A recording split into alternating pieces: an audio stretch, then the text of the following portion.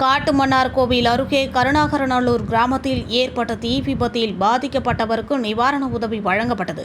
கடலூர் மாவட்டம் காட்டுமன்னார்கோவில் தாலுகா கருணாகரநல்லூர் கிராமத்தில் தாமரைக்கண்ணன் என்பவரது வீடு தீ விபத்தில் பாதிக்கப்பட்டது.